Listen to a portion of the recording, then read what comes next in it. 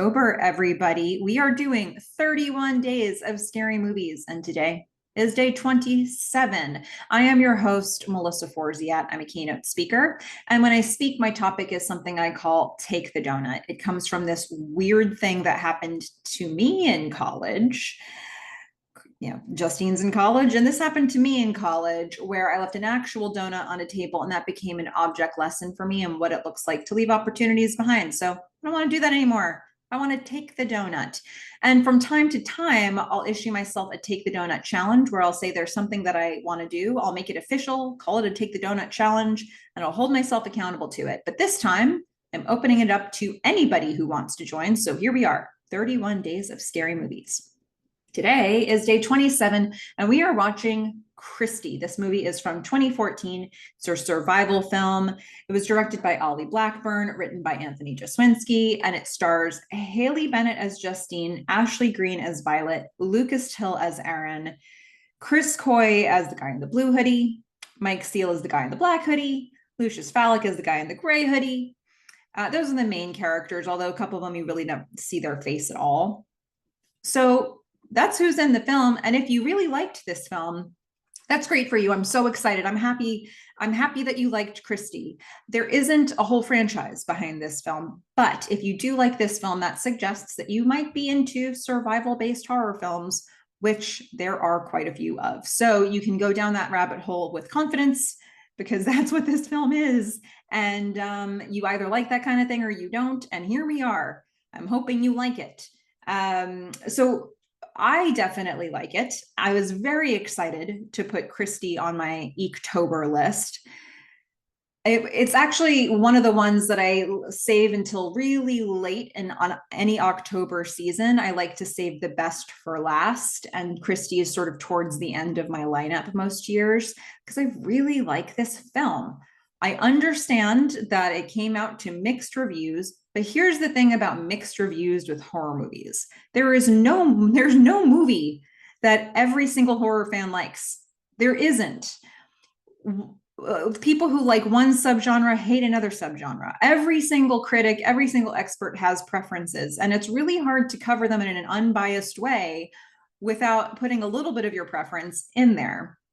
So this film knows exactly what it is. It knows what it's trying to be, and that is what it does. And it does so on probably a very lean budget. It is efficient, and I feel effective if you like this kind of horror film. So why do I like this? Well, first of all, some general notes. Look, I'm a sucker for a good female protagonist, somebody who's smart and knows what's up. And this film has that. So I'm into that. If you like that kind of thing and you're looking for other films on my EEKtober list that might be of interest to you, I'm going to direct you towards Scream. I'm going to direct you towards Ready or Not, and I'm going to direct you towards Hush. I think there are other films that you could make a case for there being a smart protagonist who is a female, but they don't always meet the same kind of end as this particular film shows.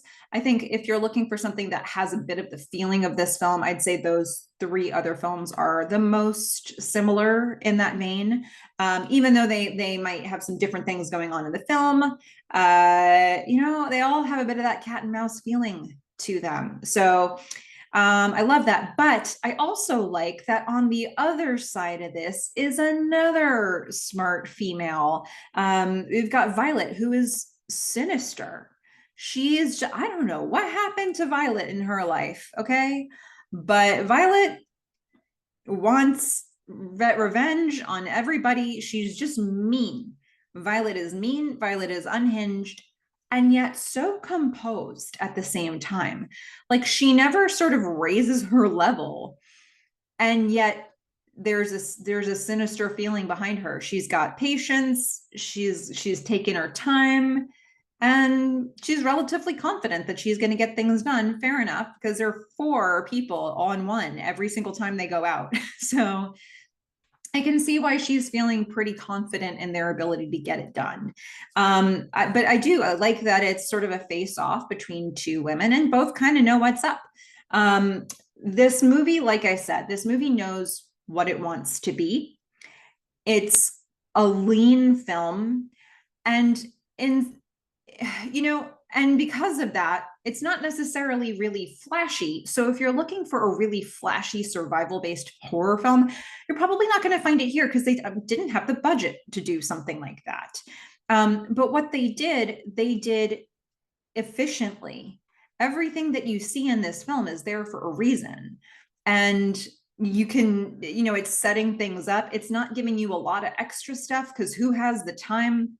Who had the budget to pay it off? They didn't have budget for paying a ton of actors to be in this film. So what you see is all leading to something. Everything has its place. It's, I feel, fairly tight. And yet they also have things about it that they're not going to explain to you, which can be satisfying or unsatisfying for people. It's like the catch-22 of a horror film. Any decision you make, there are going to be people who love it and people who hate it. So the fact that we don't, it's a cult, they do these things. Do we know why? Do we know anything about Violet and her friends? No. But that's the point. The point is this could have happened to anybody. Absolutely anybody. They picked Justine for reasons that aren't even real. They judged a book by its cover and they got the wrong book. And it was still Justine's number up. Her number was up. That's it. So I don't know. I find that aspect just wildly creepy about it. And, and this film knew upfront that it was going to have an unfleshed out bunch of antagonists, and that was its strength. And if you feel that's its weakness, that's fine. There are plenty of horror films out there for you where they're going to explain people's motives and reasons for doing things. But like we've heard from Randy and Scream, motives are incidental. And if anything, I would say that Violet and her gang of hooded friends they've got just as much a reason as anybody might. They've got some amount of theory behind what they're doing. They've got reasoning behind who they're picking. And that's that, right? So, okay. One of the things that this film is going to do is we're going to get cat and mouse. Cat and mouse is a convention that we see a lot in horror films. And then they turn the tables. And you see that happen too in a lot of horror films. And this one works because we hopefully believe that Justine's kind of smart. So, and she's on her home turf, and these people are not on their home turf. That's not to say that they've never had a victim on this campus before. They could have. Or they could have just scoped out the area, because my sense is that these folks are local to this area. So even if they haven't had a victim here, they've probably driven around the campus. They might have a sense of what's going on there. So, I can believe that they're all kind of familiar with the area, but Justine is taking them into her spaces. And I think for me, as I keep the general notes going, and I've got a lot of them for this film, I think for me, look, I've said it before, I've watched so many horror films that I'm pretty desensitized to them, so I don't tend to get scared by them. But home invasion films, survival films, they tend to get my heart rate up the most. And, that's true for this film. I find this film very engaging for me because of that. But also when I think about what happens after the credits are done, that to me is like even more claustrophobic, because Justine is going to be living in uncertainty and fear probably for her entire life. And just the very idea of that is something that I'm considering still long after the movie is finished. All the things that just happen on the campus are horrible and terrifying, and traumatizing, and she'll be thinking about them forever. But she discovers this whole cult. She reports them to the police, and they're all over the country. So chances are somebody is going to come after her again, knowing who she is. How hard would it be for them to find the footage of this? That clearly this is a group of people who can hack. So I think she's still got some amount of danger. I think there was definitely runway to do a sequel for this. They haven't.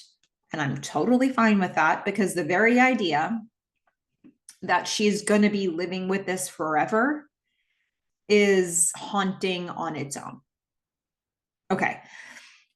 I've given plenty of big picture reasons why I like this film, but let's get into the details. Let's get into the scenes of it all. So we're going to start out, we're on a college campus. We're going to start out in an open field. There's a parked car. So this is the scene before the college stuff. Open field, parked car, the trunk is open. It's very quiet. Something that I noticed about the sound design on this is it's sort of the opposite of, let's say, The Collector that was earlier in EEKtober, which has the really like dissonant noises, like loud, like groaning, screaming, loud, hard-hitting music, and often just to disturb you.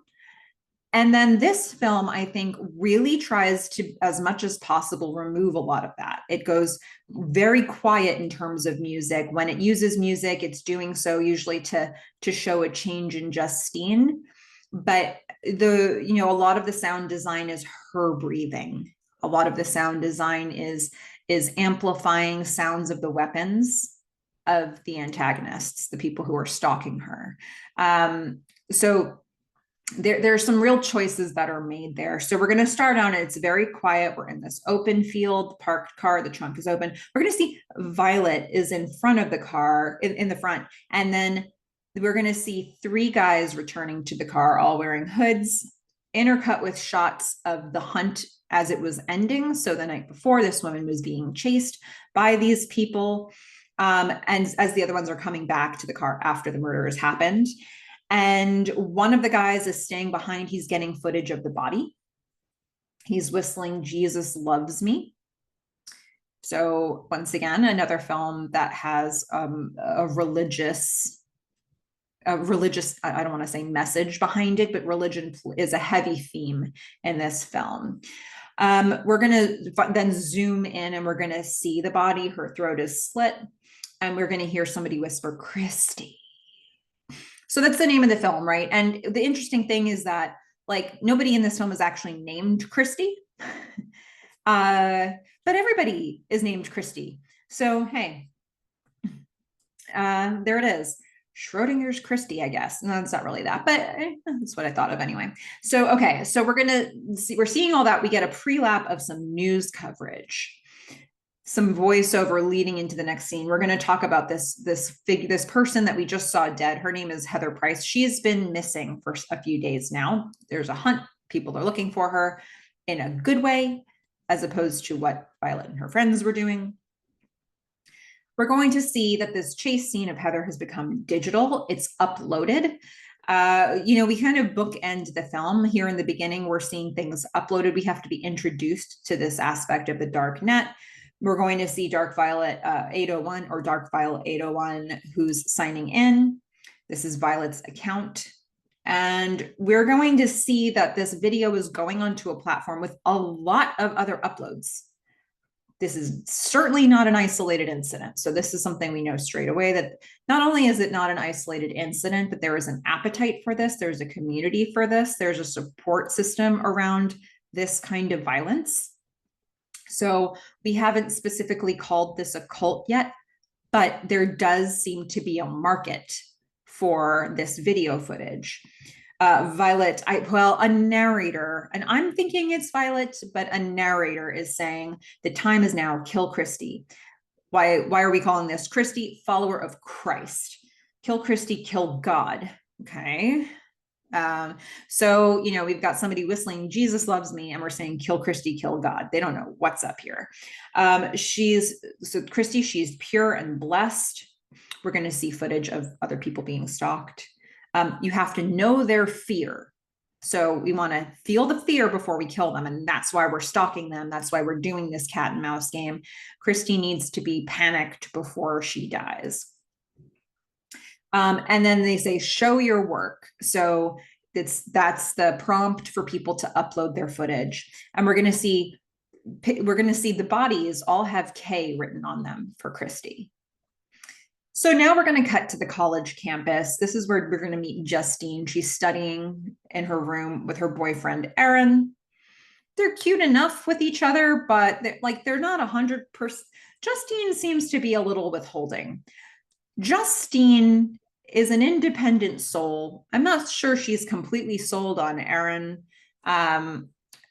Or anybody for that matter. She's very withholding of herself, and she seems to be most in her comfort zone when she's by herself. And for what it's worth, when she stops having to lean on other people, she's also best able to survive in this film. So I think she's going to get that reinforcement in yet another way by the end of this film. Justine and her dormmate Nicole, their plan is to stay for the long weekend. So this is Thanksgiving weekend, and most of the campus has cleared out, but they're going to stay behind for the holiday. They've got, a feast planned with pot pies and red vines. We are going to, and for what it's worth, this brings me back to my college days. And so here's the thing. I always went home for Thanksgiving. So I don't know the experience of staying on campus for Thanksgiving, but I'm certain that people could, because it was a relatively short break.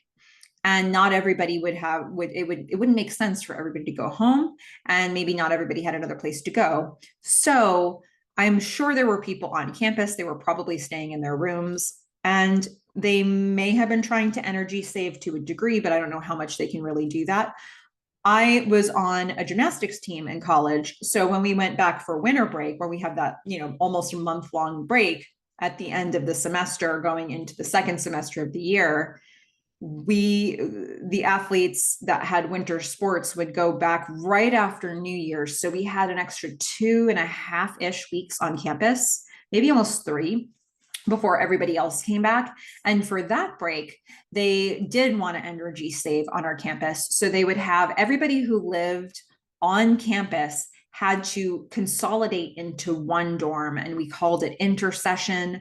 And they just had one dorm open. You were basically staying in other people's rooms, but that meant they didn't have to heat. They didn't have to turn on the lights for all of the other buildings on campus if only a few people were going to be in them. So they were efficient around that. So when I think about that experience, I can imagine that for Thanksgiving, they kept people in their dorms and in their rooms, and maybe they just kind of energy saved a little bit, which helps me understand the lights flickering. They do explain lights flickering in this dorm also by saying they have to work on something, but why are they powering up this whole building for Justine and Wayne?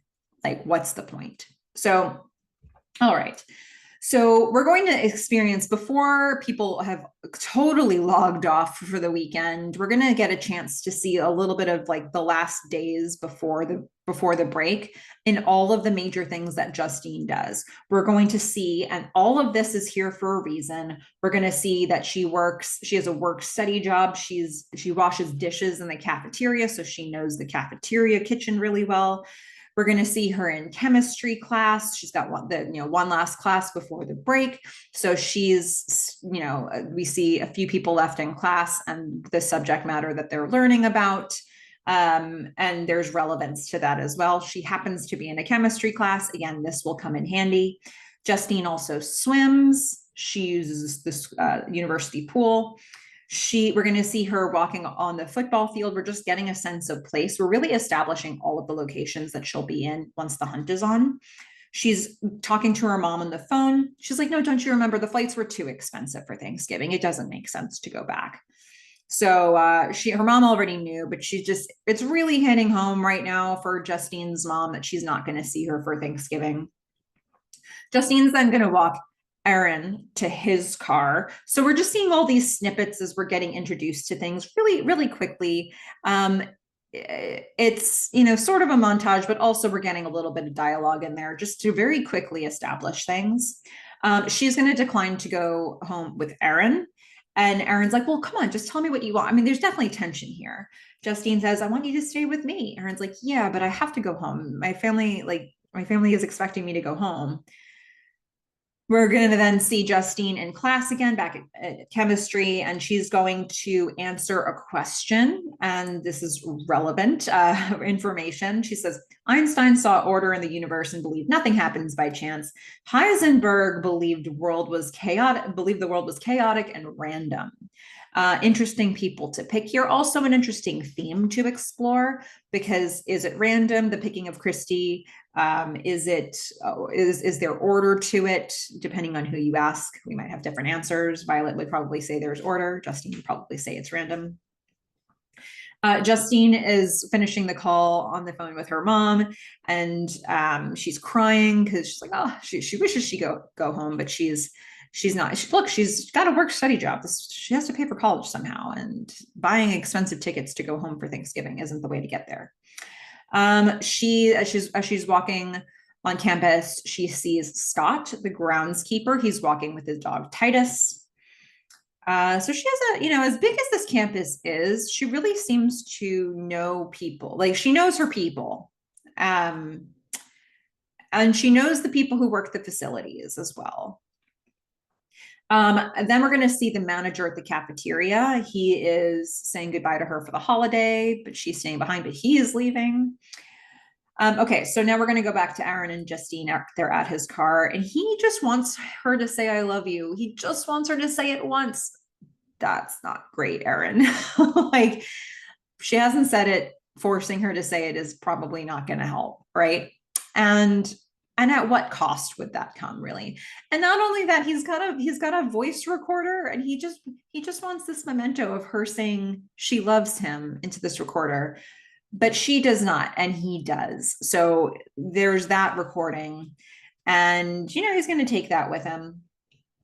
He's going to leave. And then what we're going to do, and a lot of times you'll see this technique done at the very beginning of a film, but here, now that we've had this moment with Aaron leaving, we're going to get a crane shot. The crane's zooming out. We're going to get the aerial view of Justine standing in a parking lot with hardly any cars in it. And then we're going to keep zooming out even further. We're going to pull back this crane even more. And we're going to see how big this campus is and how very empty it is. And then there's like trees. There's a whole campus hiking trail as well. So we're seeing a bit of that in what looks like woods. So I mean, it's a big place. It's an empty place. It would normally be a bustling place, but like so many horror movies, they need to establish that it's going to be hard to get help to her. So, yep, we're feeling pretty remote and secluded right now. So we're going to go to Madison Hall at night. This is Justine's dorm. She's bringing laundry to the laundry room. We're seeing the flickering hall lights. Again, seems like an energy saving thing, but it could be an actual technical issue that they're going to come fix it after Thanksgiving. But like, lights are going out and then coming back on. It's not just flickering. It's like outage and then back on.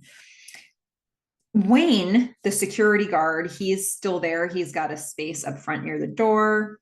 We're going to see, one of the things that's kind of fun about this film is like the color tinting that you'll get in different scenes and in different places.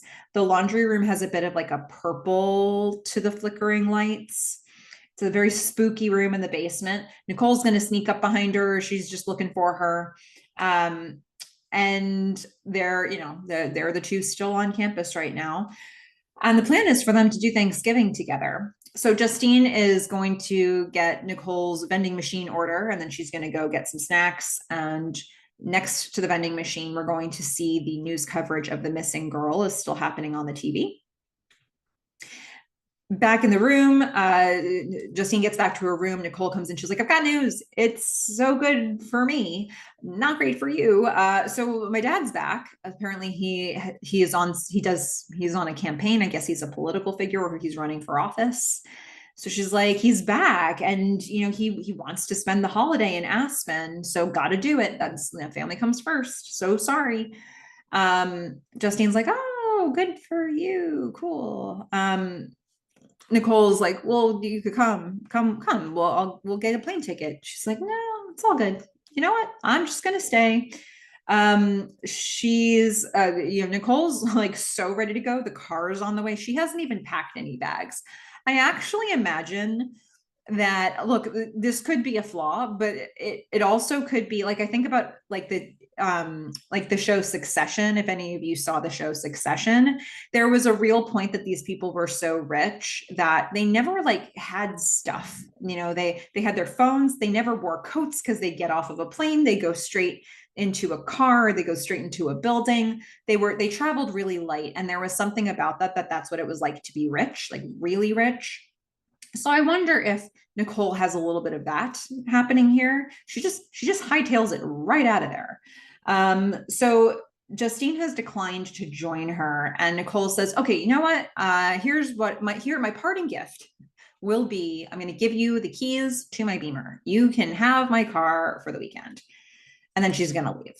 So now we're going to fast forward to Thanksgiving Day, next day, and we're going to see the radio host is talking as we're seeing shots of the empty dorm, shots of the empty campus. He's saying, "It's Thanksgiving, everybody." And then we're going to start getting some vibrant music. Justine's enjoying her time alone on campus. We're going to see her dancing through the halls, swimming, this like really kind of like energetic music and sort of cheerful, joyous music that she's getting a chance to just play in an environment that normally has a lot of people in it. It's her playground now. So she's swimming, she's going for runs through the trails on the campus. And then she's talking with somebody on the phone, and she's lying to them that Nicole is actually there with her, and they're going to have fun, and they're going to have pot pie and red vines. We do see Wayne patrolling. And then cool choice in terms of the sound design of this movie. The music stops. She's swimming, she's in the pool, and the music stops, and we just hear her breathing. And we realize how very alone Justine actually is. Like, all of this joy can come to an end so very fast. We're going to see Madison Hall at night. Justine's working. The lights are flickering, and she's going to grab the keys to the Beamer. She'll check in with Wayne. She's like, it's snack time. I want to go get some snacks. What do you want? She's thinking pot pies, and that's how she wants to celebrate. Wayne says, "All right, how about Mountain Dew and pumpkin pie?" Cool. That's the plan. He says, "Don't forget to talk to Dave at the gate on the way out, the campus security guy. Let him know that you're staying behind." And then she says, "Okay, cool." And she'll be back in 20. When she says that to Dave, when she's going out, she says, "I'll be back in 20. He's like, "Great, cool. The gate's closing in an hour." It will not close in an hour, by the way, because horrible things happen to Dave. Justine's going to drive to the store. And again, when I think about color tinting, we started with like a purple in the laundry room. And now on this drive, we're getting a lot of red in the trees, red in the car. Justine gets to Market Max, and we're going to see this sort of long drive up. She drives past the gas station part of it and gets towards the convenience store part of it. And I kept looking around in the frame because I've seen this movie before, but I was trying to remember if Violet's car is stationed where they can watch people coming in, but I didn't see it anywhere here. So Violet is certainly somewhere lurking, and they're trying to find their next person that they want to kill. But Justine, she drives in, and we don't see anybody on the way. She starts grabbing her stuff from inside the store, the stuff that she needs. And Violet is in another aisle, and she is very loudly dropping one magazine at a time on the floor. The worker must be so frustrated with her. She's creating the most ruckus you can create with magazines, pretty much. Violet then comes around to her side of the aisle, and Justine's kind of startled, and she drops her toothpaste. Violet picks it up for her. She's got this pink hooded jacket, and she's got a nose ring and lip rings, and she's got these big sunglasses on, clearly from the store. They still have the tag on them, but she can't be identified right now. So Violet's going to hand the toothpaste back to Justine. Violet's like, "I like your car." Justine smiles. It's awkward. Violet's not going away. Like, get to your point, Violet. Violet then reaches for her hair kind of abruptly. She's like, "You're so pretty." And Justine's startled, and she steps back, and she walks to the counter. She wants to buy her stuff. She's going to get a student discount. Violet comes up to the register right next to her, like she's there with her. And the cashier's like, you basically have to buy something or leave. You can't just loiter like this. Violet says, how much are these sunglasses? Cashier's like, what does the price tag say? She's not taking off her glasses. She says, I want a discount. The cashier says, show me your ID. So she's not one of the fortunate students to get a discount. Violet's angry at that response. She says, I want a discount. It's awkward. So Justine wants to break this weirdness. Violet's right next to her. Justine offers to pay, and Violet is insulted by this. She's like, I don't want anything from you. Justine says, you try to do something nice for somebody, and this is the shit you get. Violet's like, you don't know what shit is, Kristy. You're the one. And she slams money down on the counter. So money is not the issue here for Violet. She has money. She pays, probably overpays for these glasses that she walks out with. And, when you really think about it, like Violet has picked Justine for all of the wrong reasons. Justine has accidentally assumed somebody else's life. She's driving somebody else's car. And that is very much something that Violet is using to target Justine. Also, I can't help but think like Justine, she's on works. Money is an object for Justine. She's got work study. She's not going home for Thanksgiving because of the money. We're going to see her looking at a financial aid form later. And yet she is buying snacks for everybody. She was prepared to buy glasses for a stranger. Like Violet's got it all wrong.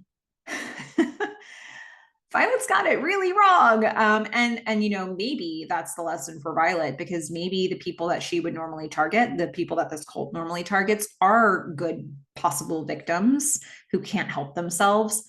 But Justine's got skills, and I don't know.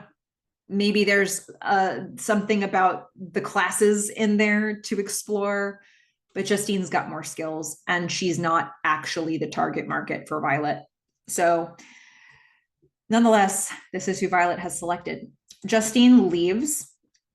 And as soon as she gets outside the store, the car that Violet's in is pointed straight at Justine, and the lights are shining bright on Justine. And Justine's kind of freaked out by all this.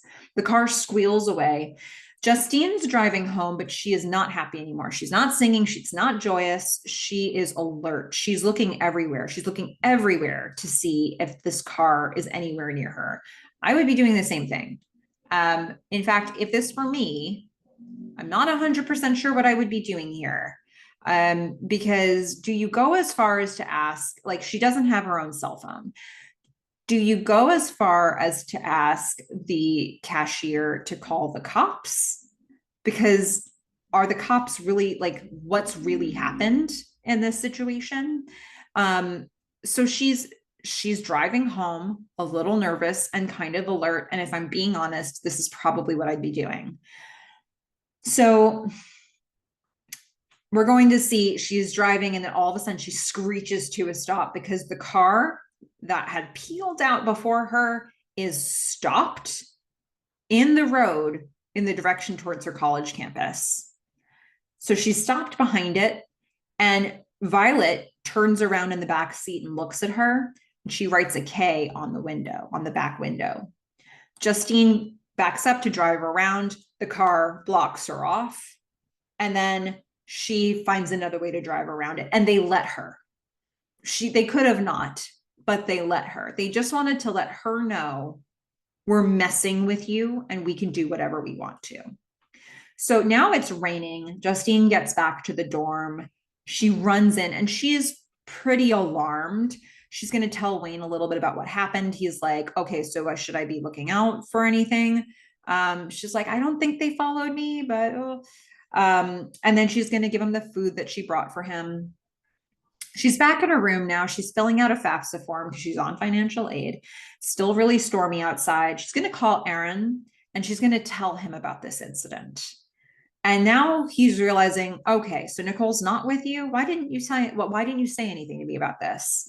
Like she's by herself, but she's like, don't don't come, don't come. Meanwhile, Wayne is hearing a noise that he's going to go investigate because that's the worst possible thing that you can do in a horror film, and he's doing it. So Wayne is suspicious of something. He calls to Dave, he radios to Dave at campus security. He says, let's be alert because I feel like something weird's happening. We're going to see in his security camera at his desk that he's not at, there's a shadow that's coming around a corner. Aaron is still on the phone with Justine. He agrees not to come to campus, but he's actually going to come to campus. That is the correct thing to do. That was the right read on this. I'm sorry, Aaron, that you meet a horrible end because of it, but that was the good boyfriend thing to do. So she's going to fall asleep in the common room after the call's done. And she's going to hear a whisper of the word Kristy that wakes her up. So now Justine's checking. She looks for Wayne. First thing she does, she tries to find Wayne. Unfortunately, in order to get to Wayne from where she is, she has to go through this hallway that has these lights that keep going off for somewhat too long periods of time. And then she hears a bang. The lights are going off and on. She's very scared. And she's just very slowly walking through the hallway, investigating the situation. She calls down the long hallway, trying to call to Wayne. She shuts off a fan in the common room. Maybe that was one of the noises she was hearing. And we're going to see, as she stands up, we're going to see in the hallway behind her, figures moving. Like there's people here for sure. This is not her imagination. We're also going to see in this common room, there's a wall of pictures and a bunch of them have had the eyes scratched out of them. That's Violet's thing to do. She likes. So she's had time to do a little reverse art project here. We're now going to see as Justine gets towards her room. She passes another room. There's a figure moving inside the room. One of the people who's trying to attack her for sure. She gets into that room. She turns on the light because the door's open for whatever reason. It might be Nicole's room. We're going to see the camera pans to the closet because this is probably where the hooded person is hiding right now. She decides against being in that room. Whew, audience can take a deep breath for a second. She leaves. She goes back to her room and she's going to shut the door. I'm going to shut this door, okay? I don't want anything coming in. Unfortunately, the attackers have been in her room or they have hacked her computer, one of the two. And on her computer, they're playing the video of their last kill of Heather. And she's pretty freaked out by this. She sees that it's loaded to the dark net. She's trying to get out of it. They keep hacking the computer. She looks out her window. She sees Wayne patrolling and she tries to call to him, but he can't hear her. The Wi-Fi isn't working. She can't reach anybody. She's sitting at her computer and the door behind her opens slowly to her room. And we do this thing where the camera you can see her and then you can see the door and then the camera makes it so it's she's covering it. And then we go back to that angle. We can see that her computer's been hacked because now somebody is just typing the letter K over and over again all over the computer. She turns around and she sees Violet in her room in the doorway with her hood on. Definitely recognizes this person from the store and this is not good. Like, there's no question about it. This is a sinister act. Violet has a box cutter in her hand and she's looking around the room. She says, I like your room. Mm-hmm. She's going to pick up the photo of Justine and Aaron. She says, pretty boy, you got it all, Kristy. Have you seen the FAFSA form, Violet? Oh, you got it all wrong, Violet. You picked wrong. She throws the photo down and we're going to get, again, sound design is very specifically keying up certain things that are meant to disrupt us. So it's quiet, but the sound of the shattering glass is really emphasized when she throws down the frame. Justine runs out and Violet lets her. Justine runs down the hallway. We hear the sound of her breathing. Violet is just, slowly following her. Not particularly stressed about it. Justine is going to see the guy in the gray hood with the hammer. The guy in the gray hood, we're calling him the guy in the gray hood, but I'm also going to refer to him as the guy in the hammer because sometimes he's not wearing his gray hood. And he's got like a black jacket over it. So sometimes the weapon is the best identifier because they all seem to have the same weapon each time. So guy in gray hood has the hammer. She sees him. She's going to go to Wayne's desk and she's going to try to make a call. Wayne's not at his desk because he's been patrolling the outside, but she can't make a call. The line is cut. The lights go out in that entryway area. She hears a crashing sound. She hears the Jesus loves me whistle. Wayne is now at the door trying to get in. He's shaking the door, trying to open it. And she goes to the door. It's locked. He can't get in. And she's like, no, don't, be careful. And he can't be careful enough because he gets killed by the guy in the black hood with the bat. So Wayne equals dead. The guy with the blue hood and the knife etches a K in the wall behind her with the handle of his knife. And the hooded boys, they have masks, so we can't see their faces. So Justine's going to start to run. She runs into Violet, unfortunately. Violet's like, Kristy. Justine's like, no, I'm Justine. Violet's like, you're Kristy. I mean, it's a good try from Justine, because just in case this was a situation of mistaken identity, Justine wants to make it very clear you've got the wrong person. But Violet, nope, Violet picked you for a reason. Violet sniffs her just to be real weird. She wants to smell the fear, I guess. And I don't know if this is a Jeepers Creepers type of thing happening here where she needs to smell the fear and then figure out if the right thing is in it. But she's already identified Justine at this point. Violet says the hunt begins. She takes video of Justine and she says, run to God, Kristy.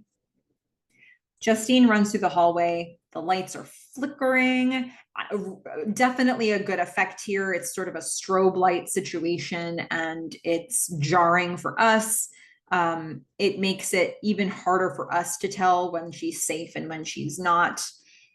The guy with the black hood and the bat is there. And actually, but more than one hooded boy is there, and they're smashing the walls with their weapons and they're chasing her, but kind of slowly. And they're sort of closing in on her. And then she hides in her room. The guy with the gray hood has the hammer and he's sort of beating at the door with the back end of the hammer, and he stabs through the door. And she is going to go out her window before they get to her. So they see her going out the window. I'm like, all right, next location. We're going to see she's running towards the car. But unfortunately, the word Kristy has now been written on the beamer. There's a hole that's been put in the windshield. I mean, they've had a field day with the car. It's all smashed up. If only they knew it wasn't hers. So, okay. So the car is who am I talking? What am I talking about? They don't care. How many other people did they kill in this film? Okay. So their car pulls up. One of them is driving it, and a couple of the other ones are following her as she runs. She runs into the cafeteria to hide. So this is our next location that we're going to. She knows this space. She's in the work study program. This is where she works. This is her territory. I will say that I do feel like they know this campus too. I don't necessarily think they're college students, but I don't think this is the first time they've been on this campus. I really don't. I believe that they've staked this place out before. I don't know if they're only looking for college students because they know the area, but this happens to be the right mark for them at the right time. So she runs into the cafeteria. She hides. We're going to get some whistling. Jesus loves me. We're going to get, this room is kind of lit blue. So once again, we're just getting different lighting colors for different rooms. We're going to see the black hood / bat guy come in, and Violet comes in. And then the guy with the blue hood and the knife, he is going to come in. He walks closer and he's scraping his knife along the counter that she's hiding under. He kind of has, he figures she's probably hiding here. And he's sort of doing that thing where he's scraping the knife in a kind of the stranger's fashion, if you will. And then he kind of, walks away like, oh, maybe she's not actually there. And then he comes back real quick to come down and look at where she was hiding, where we know she's hiding, and she's already gone. So she found a back way out from her hiding space. Justine's going to stay low and she's sneaking away, and she pulls a lever in the room that fills it with steam. So it makes it it's a visual obstruction, makes it a little harder for them. And it also it makes it a little harder to hear when she's moving. And then she chooses to bang a whole row of pots because she wants to get them to follow in the wrong direction. She then runs the other way. So she's trying to confuse the bad guys, and she runs out. She gets to a parking garage, but she's not too far ahead of them. She does find the campus security vehicle, which is good, but unfortunately, Dave, the security guard, is dead inside. So that's bad. And the keys are gone. So that's bad too. All right. This was fruitless. There's nothing in the glove box. She might have been looking for a gun or something like that, but there's nothing of value there, nothing that's useful to her. We're going to get the whistling again. She had a little bit of a lead time, but that's pretty much evaporated. So she's going to run out of there. She then runs to the campus security phone, definitely a place where one of these people should be stationed because it's another place she could potentially get help. We're going to see Violet come out from behind a building right next to the phone, and Justine just keeps running. Violet's just, walking to her like it's just a regular day. Now we're going to see Justine. She's going to run to Scott, the groundskeeper's building. It's like, I guess he lives on campus in this building. And he's got these motion sensor lights, motion activated lights. It's a very foggy night now. The rain is clearing, but the fog is there. His dog Titus is inside. She's like pounding on the door. She's like, let me in, let me in. She comes in, she's freaking out. She very quickly communicates there are people following her. She tells Scott, they killed him. She's like, check your phone. The phone line is cut. He's like, okay, wait, hold on. I'm really high, so I'm going to need you to break this down for me. What's going on? But he does understand that this is a serious situation. She's like, there are people out there. They killed Dave. They killed Wayne. We're next. She says, where's your cell phone? He doesn't remember where his cell phone is. He's a little too high to remember where his cell phone is. So he needs to look for that, but he's not really going to look for that because he's going to get a gun instead. He figures, look, I don't know where the phone is, but I do know where my shotgun is. The lights outside go out. So the good news is that they're out. Nobody is moving in the vicinity of those lights. And when they do, the lights will come back on. It'll help alert them to an impending danger. So Scott, he goes out to get his gun. We're hearing creaking sounds, but the lights aren't coming on yet. He didn't call. The police won't get there in time, but the dog is barking. They've got the dog. They've got the gun. This could be good. But he finds out from her there are potentially 4 people out there. And that's a lot because there are only 2 of them. Scott's going to go outside. He opens the door. He walks into the fog and he shoots the shotgun. He's like, now you know I've got a gun. Get off my campus. We're going to hear the whistling. Whoever's whistling, the dog is barking. We get more whistling, and then Titus runs and gets loose. He runs toward the whistling. He's barking, and then he yelps. They've done something to the dog. And Scott is just so upset about this. Like, what did you do to my dog? And Titus's bloody leash is thrown at his feet. Oh, poor Titus. Scott runs back into the house. Now we've got Justine looking for his phone. He sees somebody run by the swing, which is a little bit away from his house or his shed or whatever you call this. It's not shed, it's like a shack. So he figures, okay, maybe there's somebody by the swing. He goes out to shoot them, and somebody right next to the door grabs him instead. So that was absolutely a planned attack to get Scott. So we're going to see the back door knob is turning. Justine is like, okay, can't go to the back door. But the front door is wide open. So she's very slowly walking towards it. The lights go out outside. She's very slowly walking towards the door.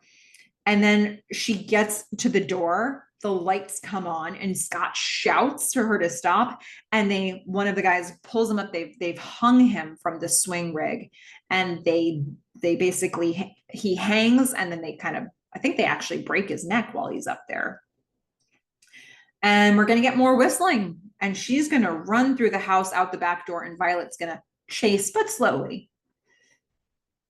But now Justine has the phone, because she did find Scott's phone, and she's got the keys to buildings on campus that she wouldn't have been able to get into if she hadn't stopped at the groundskeeper's place. So again, everything that we're seeing here, all of these locations, they set up all of these locations in the opening montage when we saw all the stuff that she normally does on campus. And now they're taking us back to those places for battles with these people. And in this place, she's picked up, yes, there is the tragic end of Titus and Scott, but she has the keys, which is probably more helpful than having the phone. But for a moment, she thinks the phone is going to be helpful. So she is running out from the house. The phone rings. She doesn't make a call. The phone rings. Somebody from 911 says, "Did you try to call?" And she's like, yes, people are chasing me. So they're like, okay, well, it's going to be okay. Where are you right now? She says she's at the college. She says, okay, I'm going to go to the library. The person says, stay on the line. I just keep the phone with you. Justine runs into the library. We're going to get, when she first walks in, it's this really cool, like almost gray lighting that's happening. It changes when she gets further into the library, but I like it initially. Justine is going to tell 911, okay, I'm here. I'm in the library. The woman says, stay where you are. There's a unit close by. And by unit, she means people with hoods and weapons. And the woman, she's like, thank you. The woman says, you're welcome, Kristy. They hacked the maintenance number. She's going to make it very clear. She's like, Kristy, you idiot. Like, the maintenance number is written everywhere on campus. So easy for us to hack. So unfortunately, she's now told the people who are chasing her where she is. So a couple of the people with hoods run into the library. We're going to see, this phone has been hacked. So probably it's Violet that's uploading videos to this phone, video of previous moments with Justine, her walking out of the market, her being in her dorm, her at Scott's door. And then a message is typed to her, good hunt. Fun filming you, time to die. And, Violet likes to use numbers and single letters instead of entire words. So it's probably Violet. And then we're going to see the network is jammed. She won't be able to call out with this phone. Justine is crying. She hears a noise. She's going to see a couple hooded guys when she turns back. She's running. They're hunting her now through the stacks. There's a few of them in this library. And they're scraping their weapons across things, but they have flashlights. So they're looking for her and they're trying to freak her out. And they're closing in on her. So she figures, okay, I can't make a call, but there is an alarm on this phone. She sets an alarm with a little bit of a time delay, and she slides it quietly across the floor to another location a little further away from her. The alarm goes off and the power music starts. The music that says Justine's taking a little bit of control. She's not taking all the control yet, but she's taking a little bit of control. They're running towards the phone, and she runs in the opposite direction. She uses the keys to open a locked stairwell, and then she gets up to the roof. Unfortunately, they get up to the roof too. She only had a little bit of lead time. Violet, so they're all cornering her now. Violet starts recording her with her phone because this is going to be the end of Justine. She says, smile, Kristy. Justine says, I'm not Kristy. Why are you doing this? Violet says, pretty hair, pretty car. Violet's got that you have it all thing. It's not her car, Violet. You're so wrong. You think you're so right. You're so wrong. You're so mean. You make me so angry. Okay, so the guy with the blue hood is finally going to lunge at her to attack her, and she's going to jump off of the roof into a tree below, and it just sort of breaks the momentum, and then she falls to the ground, and she hits it pretty hard, and she hurts her ankle, but she limps away. and she's going to limp towards the campus running trail, the running trail that we've seen her on before. So we're going to hear more whistling, but she knows this trail. She knows where she's going. And the power music is a little disorienting now. It's got these intermittent like bird chirps, even though it's night and there shouldn't be bird chirping sounds, whispers of the word Kristy. So it's the power music, but it's a little less powerful than it was before. It's a bit distorted. It was, is it powerful?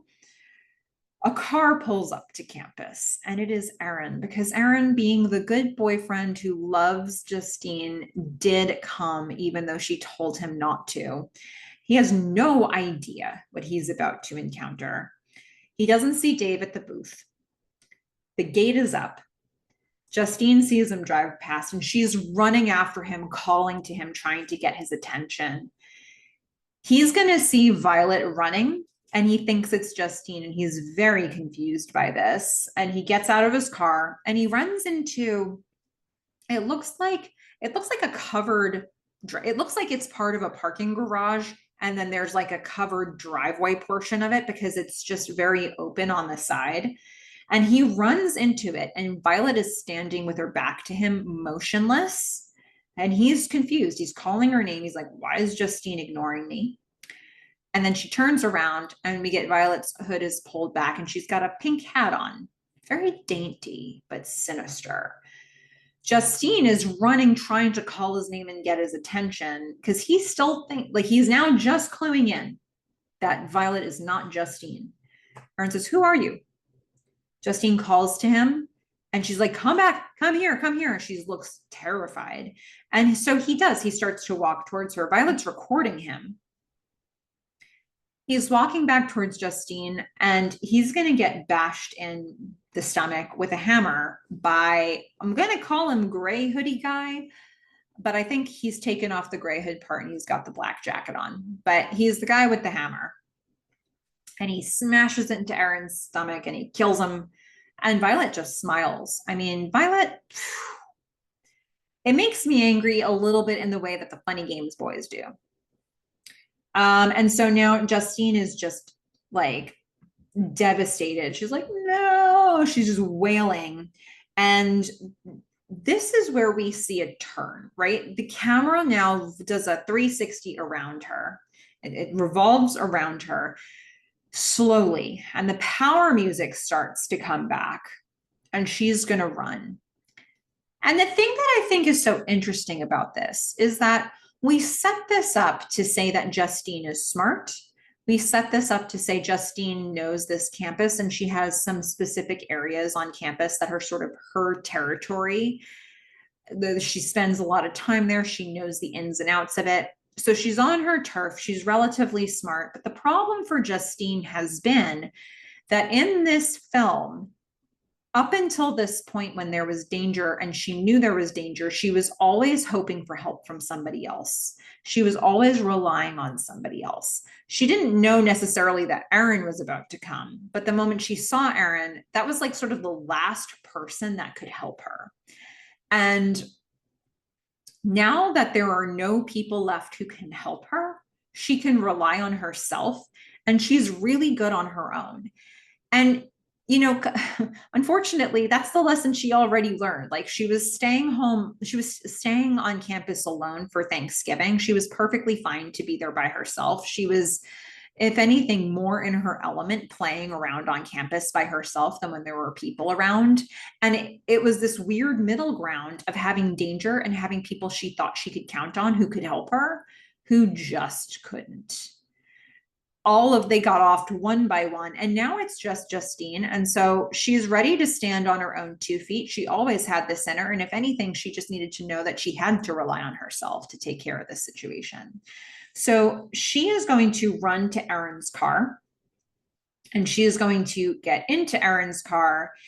And the guy with the black hood is going to jump onto the hood of the car, and he's smashing at the windshield with his hammer, and he's making some dents in it.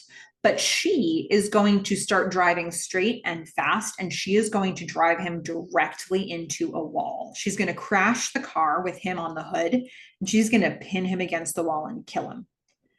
First, one of them is dead. So the car won't start again. So she is not going to be able to drive away with this, but she's going to get out. She grabs Erin's backpack. Maybe there's some stuff in there she can use, and she's going to run away. And Violet sees this and she stands there and she's watching. And this one was not in the plan. Violet is still not communicating anything, but you can tell that this is nothing like this that ever occurred to her or even came close to happening before. So even in her silence, you can see that there's a turn for her happening right now. The guy with the black hood is going to run up with his bat. Justine runs to the pool, her next zone where she feels pretty confident. She goes to the office. She's going to hide on the desk. The phone is disconnected in there, so that's not going to work. But she opens up Erin's backpack to see what's in there in case there's anything that can help her. And she sees the voice recorder and she plays back him saying, "I love you, Justine." And she cries a bit for him. And then she kind of looks through the glass window of the office and she sees that one of the people with the guy with the black hood is shining a light to get into the pool building. And so she says to herself, "You can do this." She's going to go to a supply closet. And then she's going to run out of the office. She's going to hide behind a wall as the guy with the black hood. He walks through the pool building. He goes towards the office. She is going to walk to the far end. She hides, I think it was a key that she hides, and she's crawling across the floor. And then he starts to come out to investigate the pool area. She's going to slide into the pool against the wall. And she submerges herself. She goes under the water as he starts to shine the light into the pool. And I think this is a really cool shot where she's under the water against the wall or against the side of the pool. And we see beams of light crossing her. And then just when she can't hold her breath anymore, she comes back to the surface and you're just thinking, oh, what's going to be at the top of it? Like, is he going to be just looking at her? And then he's not. He's walking away towards the office again. He didn't see anything in the pool.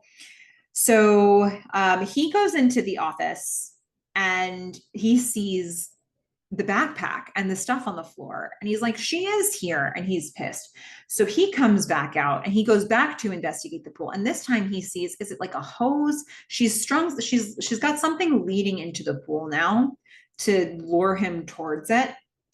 And she is currently hiding in the bleachers. He's going to walk towards the pool. He sees this thing on the ground and he goes to investigate it. He's looking into the water. She's got her keys or the car keys in her hand. And she comes up behind him and slices him with the keys. And he goes to hit her with the bat, but he's falling backwards at the same time. So thank goodness that he didn't have the knife, because that would be the end of her. But he had the bat, fortunately. So they both fall together into the pool.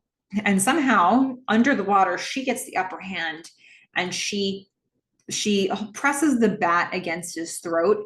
And she's cutting off his windpipe. And he can't breathe, and which she couldn't anyway underwater.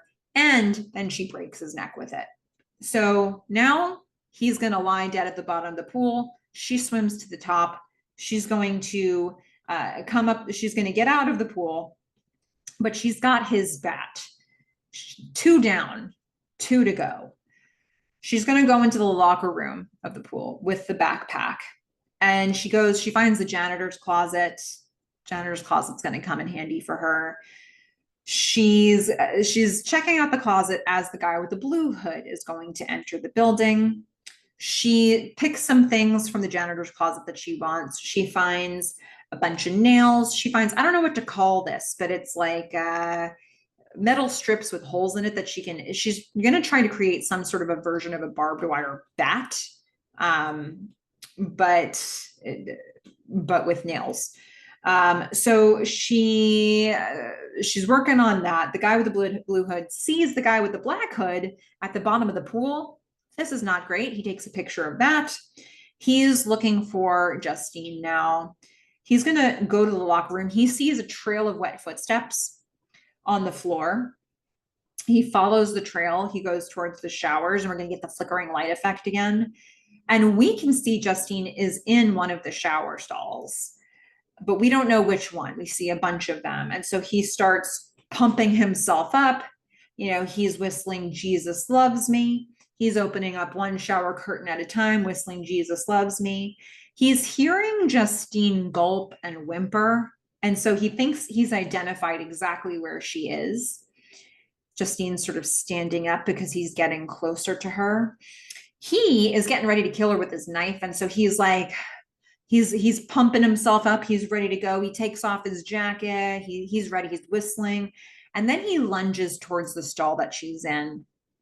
But actually what he sees instead inside the stall is the voice recorder, because she recorded herself whimpering to distract him. So while he's in there, she's going to come out from the stall behind him and she's going to smash him in the head, in the back of the head, with the bat with the nails wrapped around it. And he falls to the floor and he's twitching and he's twitching, and she removes his mask and she watches him die. So now she's sort of like relieved and she's crying a little bit. 3 down, 1 to go. And his phone dings in his jacket pocket, the one that he took off. So she goes and she checks the phone, and Violet, Dark Violet 801 says, "You kill Kristy? Kill with one L." Justine just types Y. She figures these people probably don't write out whole messages. Violet sends a smiley face because she's sinister. And then she says, "Have car ready to go," to the number. Justine's going to type "on way." Violet says, "K, post Kristy for the fold." What's the fold? So now Justine is going to access the fold on this phone. And, she's hearing the voiceover that we were hearing, "Kill Kristy." She's seeing all these uploaded videos. Kristy is pretty, pure, blessed. She's seeing more of the videos. Arsenal kill 6, 8 for Portland, Tucson wants blood. Hell will rise, slay the innocent. These are the words that we're hearing again. I mean, it's not good. We're hearing not their laws, not their God. Nothing will keep them safe. Justine sees all this and kind of has a sense of the scope. Like, she is being chased by 4 people, but there are people being chased all over the country by a lot of people.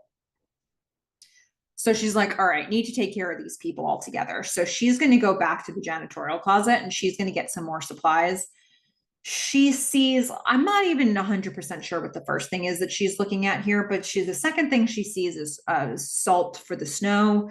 And then instant cold pain relief packs. Probably means a lot to you if you know much about chemistry, like she does from earlier in the film. We're going to see Violet is sitting in her car. She is holding a picture of Aaron and Justine. She's working on her art project of scratching out their eyes. And then she adds that to her collection in the glove box. Justine, meanwhile, is doing a little science project. She is mixing some things together to create some sort of a weapon for herself, a chemical weapon.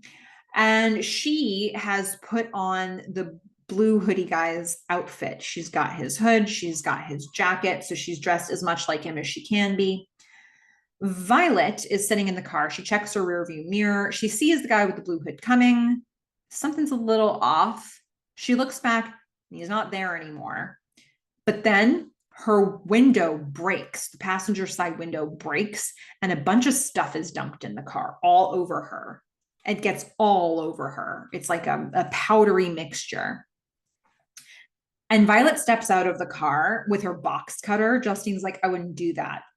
Violet says, "What is this?" Justine says, "Unforeseen outcome." Oh yeah, Justine. Love it. Unforeseen outcome. She says, "They're all dead. You have nothing." Violet's holding her box cutter, and Justine's holding a bottle with some sort of liquid in it. We don't know. I don't know what it is. Like, maybe somebody who knows science can tell me what this is. Violet goes to lunge for her with her box cutter, and Justine throws the liquid solution on her. And Violet just goes up in flames, just consumed in flames instantly. She collapses and she dies as Justine watches. And then we're going to see the bodies left behind by Justine. The gray hood guy on the car, the black hood guy in the pool, the blue hood guy shirtless in the shower stalls. Then we're going to see Justine standing there watching Violet as the flames keep licking at Violet. And she takes a picture of Violet and uploads it to the Fold. And she says, "The hunt is over. They lost." Then we're going to hear a voiceover from Justine. It was definitely not Justine's voice at the beginning. That I think was Violet, but could have been some other narrator from like this cult.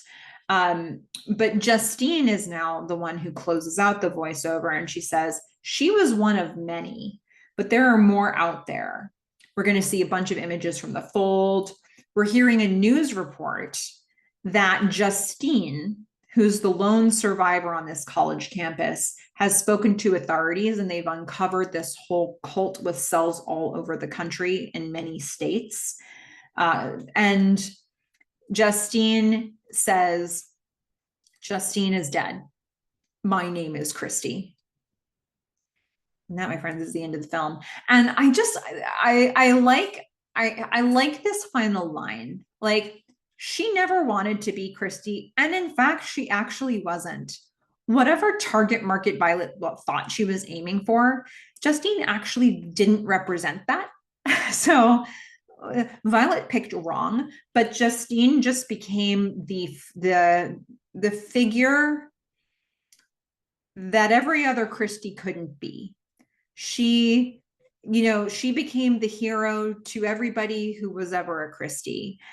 And she's now spoken up to the police. They've been starting to dismantle the cells of this cult. But let's be honest, there are probably still a bunch out there. And as long as this thing exists in any form, I imagine people will find Justine. So I feel like Justine's near future, like her immediate future, is being pursued by this cult. And I don't know that this is the last of it. She can maybe she can go into like a witness protection sort of a situation. I don't know. But I mean, if anything, we've learned that people trying to help her is the worst possible thing for her, because, she's far more capable when she's on her own. So I don't know. It's a really unfortunate future that I see for Justine here. And she's definitely going to be cynical and traumatized by all of this. She's also a hero, and that's great. There are a lot of people who will live on because of her. A lot of people who could have been victims that won't be because of what she's done. But it's bleak in its way. It's on the one hand, it's a happy ending because she's the final girl. She was always the final girl, but she's going to stay alive, and she's beat the bad guys, but not all of them. So it's just this really overwhelming idea that they end this movie with. So look, that's this film. I don't know. I really like it. The chase is on from very early, and they keep it on for the whole film. And I think they're able to sustain that by having so many different locations and so many different inventive ways to kill people. So that, they keep things moving, and they keep it interesting by changing her surroundings, but they also introduced us to all those surroundings from early on. So we feel a little bit at home in all of these places she's taking them to. But yeah, the body count here is pretty high. Not gonna lie to you. So that's what I think about Kristy. What do you think about Kristy? I'd love to know your thoughts in the comments. Have you ever heard of this film before you found this video for EEKtober? Interested to know that. But yeah, let me know what you think. And here's what I'm really interested in. So my scary meter is busted. I've watched so many horror movies that I'm pretty desensitized to them. So I don't really know how scary movies actually are, but I would love to hear from you how scary you think it is. So take out your scary meter, rate this film from 1 to 10. 1 being not scary, 10 being so scary, scariest thing I've ever seen, and anywhere in between. And let's see where the average lands for this one. But yeah, so that's this one. Next time we are going to watch Train to Busan. It's going to be day 28. We're going to watch Train to Busan from 2016. It's the only zombie film on my list. It's an action flick. And actually, you may find yourself saying, why on earth am I crying at a zombie film? It's a tearjerker, man. Get ready for that. Get your Kleenex or whatever brand of tissues you have on hand, because Train to Busan, it's a ride. So yeah, Can't wait for that one. I love that film. Oh my goodness, so good. I hope you'll join me for Train to Busan. Happy EEKtober, everybody. Get spooky, get donuts.